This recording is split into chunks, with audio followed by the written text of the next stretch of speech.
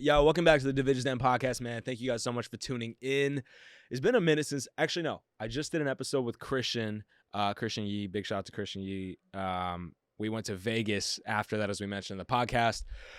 Fucking wild time. I'm not going to lie to you. This weekend's been absolutely insane. It's Wednesday now. We didn't get back till last night, and it was chaotic, to say the least. Like, you guys know how Vegas is. It's a crazy place with a lot of crazy people. So, yeah, a lot of insane stuff happened. Can't really get into the details, but I'm home safe. That's all that matters.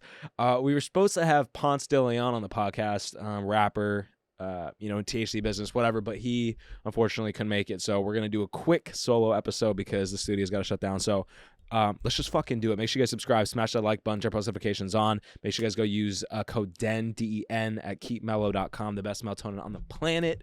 It'll have you sleeping like a fucking baby. I promise you.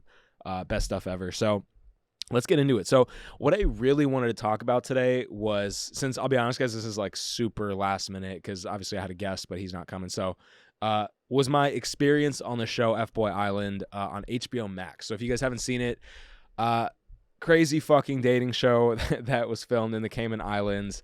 I was there from February to April of 2021, which is obviously this year.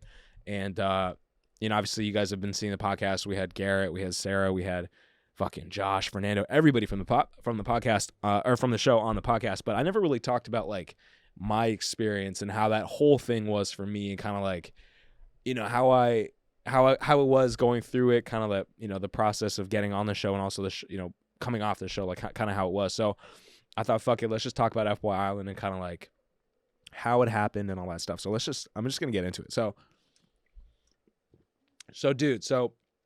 COVID obviously fucking happened. You guys know about COVID, that little virus thing that's fucking going around, which obviously it kind of feels like it's not around anymore because people aren't really talking about it, but also I don't watch the news, so maybe it is going on. I don't know.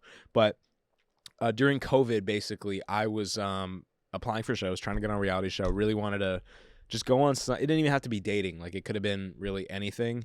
And I was applying, and basically, couldn't get shit. Like, no one fucking wanted me. I thought I wasn't good enough. I was like, maybe I'm not meant for TV. So I kind of took a break, was focused on building Division Media, my agency. And out of nowhere, one morning, I get a call from a casting company, and they're like, yo, we got this dating show. It's like the next, Too Hot to Handle. We're filming on an island for 2 months. And immediately I was like, yo, sign me the fuck up. Like, I'm there. Like, let's do it. So fast forward a couple of weeks, I'm doing these Zoom interviews, like just trying to I'm fucking taking off my shirt mid-interview, like flexing for them, like just dumb shit, super dumb shit. And I get a call and they're like, yo, you got cast for the show. You have to leave like in 2 days. So I was like, all right, cool, let's go. Like, how long am I gone for? They're like 2 months and you can't bring your phone. So I was like, okay. So like me growing like my own company, Division Media, which is a brand partnerships agency, and we've got like 20 employees, and we're doing a bunch of really cool stuff. Like, I had to immediately within 2 days be able to kind of like not drop the business, but like figure out a way to let the business kind of like auto run without me, not being able to have a phone or anything as I'm on this show. So, big shout out to Lulu from my team for kind of literally managing the entire company while I was gone, but literally pack my shit, catch a flight to Miami, and in Miami, I roll up, and let me preface it with this. I didn't know that FBOY Island was going to be 25 dudes, 3 girls. I thought it was going to be a show where it was like equally balanced, like, because they said 2 Hot to Handle. So I get to the airport, I'm expecting to see like super hot girls, like gorgeous women, and lo and behold, I show up, there's probably 27 dudes sitting there, and they're all fucking like, good looking dudes, like big, 6'6", like just, yeah, handsome guys. And I'm like, holy shit, like, what did I get myself into? So basically go on the flight from Miami to the Cayman Islands, which is in the UK, beautiful place. Big shout out to the Caymans for having us. It was an amazing time. But man, like I'm in the Caymans now, and like basically a couple things are going through my mind. Like, I'm a pretty positive person. Like, I like to think I'm, glass half, was it glass half full, glass half empty? I don't know. But basically, like, I'm feeling good, but a couple things are going on in my personal life. Obviously, I was in a relationship, which I was struggling with, and kind of like had to kind of cut that off. Not for the show specifically, but it was something that I think I was prolonging for a while. And it kind of seemed like the good time to kind of get rid of that. So dealing with the breakup, growing company is now like I have to find a way to like make it survive while I'm gone. So dealing with that, and then also find out that my mother has some sort of lung issue. At the time, I didn't know exactly what it was. So a lot of stuff going on, but I'm like, you know what, fuck it. Let me go on the show and let me just have like a great time. So I get to the island, 2 weeks of quarantine, literally like prison. Didn't have we had our phones and laptops during quarantine, but just chilling in a room. Can't leave, can't do anything. My first kind of experience of what it's like being in prison. Like that's what it felt like. But it was, a good time. Like, just kind of chilled, fucking jump rope, like try to get back in shape. And I wanted to look good on the show. So, boom, boom, boom, go through quarantine. And then after quarantine, we start filming. And we find out that there's 3 girls. So there's 3 girls, 24 guys. Now, me just coming out of a 6-year relationship, like a really long relationship, I'm like, I've been out of the dating game for kind of a long time. Like I don't really talk. I didn't really talk to women or like made an effort to talk to a woman in 6 years because I had my girl, and like obviously I had female friends, but like it wasn't really something on my mind. So I'm kind of like shit. Like I got to get my shit together. Like I got to get my mojo back, get my game back. And we start filming. It's beautiful. Again, Cayman Islands are beautiful. The guys are all cool. And we start episode 1. We have the pool party. If you guys watch the show, again, it's hosted by Nikki Glaser. Incredible show. Not really sure how it did overall in terms of performance, but it's created by the same people that made The Bachelor and a bunch of other cool shows. So I was super hyped about it. But anyways, episode 1, what happens episode 1? Oh, the pool party. So we're in the pool party. I'm like, dude, I got to get fucked up. Like, I got to get drunk because I'm about to, like, shoot my shot with these 3 girls that I've never met before. And I'm competing with 25 dudes. It's like being at a bar, but, like, worse, pretty much. And I just get fucked up. Like, I start drinking, as you can see. I guess I'm an alcoholic. I don't know. But I have this bad habit of taking these fucking things off of the can and then putting it in the drink as I'm drinking it, and then I'll sometimes like choke on it. It's really bad. But no, so yeah, I get fucked up. And like I talked to Sarah the first night, and Sarah, Nikki, and CJ, all beautiful women. Big shout out to all 3 of the girls. Like I was kind of like, dude, they're all beautiful. Like, I don't really know who I want to go for, but my eyes kind of were set on Sarah, so I kind of pursued her initially, and we had a great conversation. We played that fucking game. I forget what it's called, like chicken, something in the pool where you put them on your shoulders. I forget the name, but play that. Like had a great conversation with her. Didn't get a chance to talk to CJ or Nikki the first night, and I actually fucked up pretty bad. The moment CJ walks out, from the at the pool party, I go up to her and I'm nervous. I'm not gonna lie, I'm fucking nervous. Like I'm not on point. I'm still sober. I'm like, dude, I gotta fucking fin out. Like I gotta make this shit happen. But immediately she walks up and she introduces herself, and she's like, hey, how are you? She's like, what's your name? And I'm like, I'm Divij. You're Nakia, right?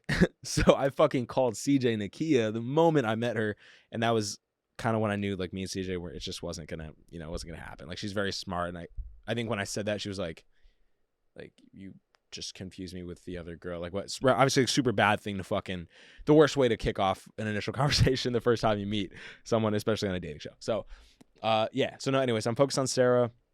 Episode 1 elimination comes, and obviously Peter, Garrett, and Andrew are out of there. Big shout out to all the boys. Like they're all gone. They're out of there. I'm safe. I'm feeling good. Then we get into episode 2. We got the water balloon fight. I think Sarah picked me, and she fucking, that shit kind of cracked me up on the show when she was like, what did she say? She was like, they were like, oh, why did you pick Divij for the water balloon fight? For the water balloon fight, and she was like, oh, I picked Divij because, why did I pick Divij? That's what she said, and I was dying. But yeah, the water balloon was cool. And then we do some other stuff. Elimination 2 comes. Obviously, if you guys watch the show, I kind of said some how do I say it? Some fucked up shit. Like some really kind of fucked up shit about CJ to the boys at the cottages. And the reason, and if you guys didn't watch the show, basically I called CJ high maintenance, and I said that she couldn't read. Again, probably not the best things to say to a girl on a dating show. Obviously, my strategy wasn't on point. I don't even think I really had a strategy going in all this, because I was like, I just want to be on the show and like I'll figure it out, Didn't really have a strategy. But yeah, no. So said that shit to the boys. obviously there was a snake in the house, who we later find out is Chris, and he goes and tells CJ, like, yo, like, you should know Divij called you high maintenance, and like he said you couldn't read. And then obviously CJ calls me up on the chopping block with Chris. I'm shaking. I'm nervous. Like, I'm like, what the fuck? Like, I don't want to go home. Episode 2. This is literally like 6 days, I think, into filming. And yeah, got eliminated, unfortunately. And that shit was, kind of shitty. Like, felt pretty awful. Like, I really wanted to stay around. But yeah, just, I think lesson learned there is like, don't just, keep your thoughts to yourself. Like, don't go out saying that kind of shit. And the reason, for those guys who may want to know, like, why I said those things, it was because I was in a bad headspace at the time. I was dealing with my own problems on the show. And, the truth is, like, reality TV shows, you're on camera 24/7, you're mic'd 24/7, besides when you're sleeping. So, even if you sleep at 3 a.m., you're up at 7, they mic you up immediately. You don't have time for your morning routine. You don't really have time to, like, do your thing. Like, it's, you're on at all times. And I don't think I was in the right headspace to really excel in that environment. And it was super uncomfortable. And quite frankly, I think it was very shocking to my body and, like, to my mind. Like, it was very what's the word? Just a shock, like a trauma almost. And so, I was just, the only thing that was kind of coming out of my mind was, like, negative stuff. And that's what I ended up saying, even though I didn't even know CJ. Like, I didn't know if she was high maintenance or not. I didn't know if she could read. Obviously she could fucking read, but yeah, that's how it just played out. And unfortunately I got booted. And then, we go to Limbro, and Limbro was the time of my life. It was like a bro retreat for 2 months, just like with the guys that, on an island, like, kicking it really, and shooting content with Nikki Glaser and the whole squad. And very, very grateful for the entire experience. I mean, honestly, like, made so many friends, like, just, being on an island for 2 months and no phone, you learn a lot about yourself. And it's just an experience that I'm going to always be grateful for. And just such amazing people. And again, like, big shout out to STX Productions and HBO Max for doing everything. Like, just an incredible time. And I don't know if I'm going to do another dating show, to be honest. I think I'm probably just going to stick to fucking fly. I don't think, yeah, I think he's gone. I think I'm going to stick to just, like, podcast probably. And we're going to do more vlogs and a lot more entertainment videos. And a lot of you guys have been asking me to do business content. So we're doing a lot of that. But yeah, guys, if you haven't seen FBOY Island, go check it out. Incredible show. Big shout out to Nikki Glaser. I think she has a show coming up in November in DC, which I'm probably going to go to, and hopefully she fucking roasts me there. It should be fun. But that's really all it was, man. I just wanted to give you guys a little bit of feedback on, kind of like my experience on the show, and kind of like why things happen and how they kind of happen. But again, incredible time. And yeah, again, I don't know if I'm going to do another show, to be honest. We'll see. I think maybe the first Indian Bachelor, maybe later, come 25. Like, it's a little early for me right now, but never know. But I think the other question real quick that I've been getting a lot is, did you reform? Like, obviously I was an F-boy on the show. People have been asking me, like, yo, did you, like, change at all? Like, do you like treat women well now? And the answer is, before, quite honestly, like, I was a dumb young guy in LA doing a lot of dumb shit. And, I think I learned a lot through the entire show, and just having time to myself. And, I think your boy's now a nice guy. Like, I really do feel like I'm reformed, and, like, I've kind of changed in my dating and kind of, like, love life. And I'm with, a beautiful woman now. I'm very, very excited for, and, I'm very excited for that relationship to continue to, develop. And that's kind of where I'm at, y'all. So, I mean, that's all I got for this podcast, to be honest. The studio's got to kind of shut down. So, that's it, guys. Make sure you guys subscribe, smash the like button, turn post notifications on. Exciting video coming for you guys this week. More podcasts, and just going to keep it rolling. So again, make sure you guys subscribe. Go to keepmellow.com. Use code DEN for 20% off your order. And that's it. I'll see you guys in the next podcast. Peace.